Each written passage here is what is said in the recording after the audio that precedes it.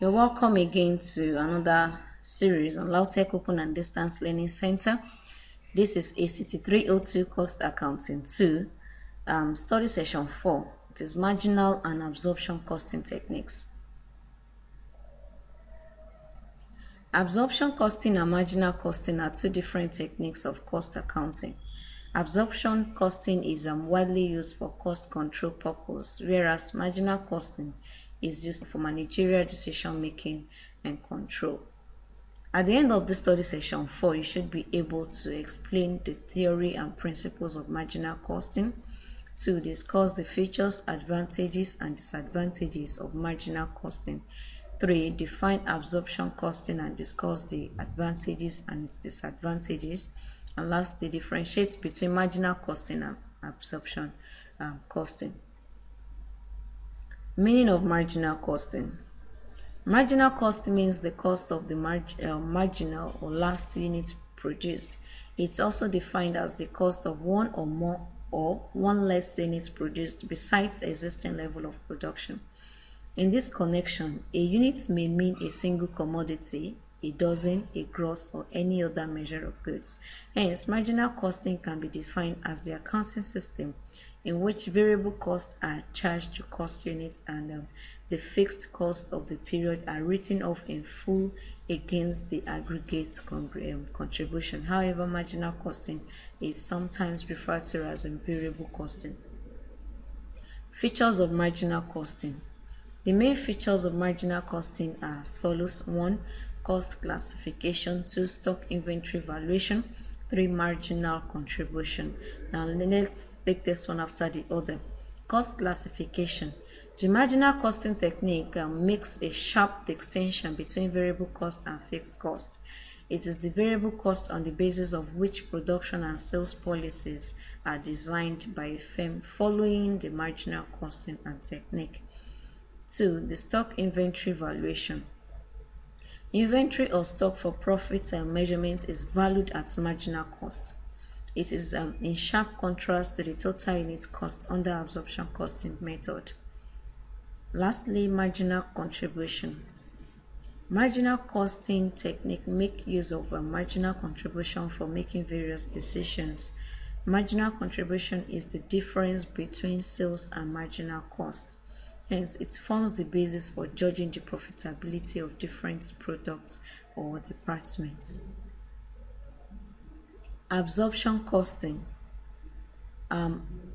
Meaning of absorption costing. Under the absorption costing technique, all costs which include fixed and variable costs are ultimately charged or allocated to cost units and total overheads, and they are then absorbed according to a given level of activity in order to ascertain the total cost of each unit.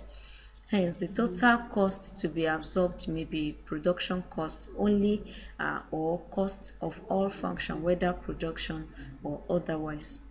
Now, advantages of absorption costing. The major advantages or benefits of absorption costing include the following.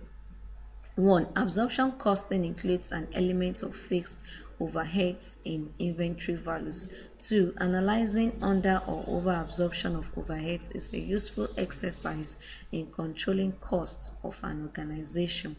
3. In small organizations, absorbing overheads into the cost of products is the best way of estimating job costs and profits on jobs. Disadvantages of absorption costing. The following are the disadvantages or limitations of absorption costing. 1. Fixed overheads are difficult to accurately attribute to each unit. Hence, results are spurious, that is, not genuine, being dependent on the various allocation methods that are being used. 2.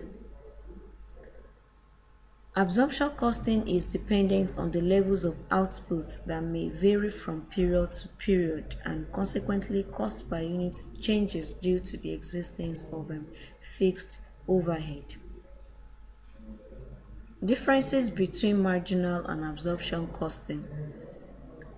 For marginal costing, the fixed overheads are period costs and are charged in full to the period under consideration, While absorption costing, the fixed overheads can never be absorbed exactly because of difficulty in forecasting cost and volume of output.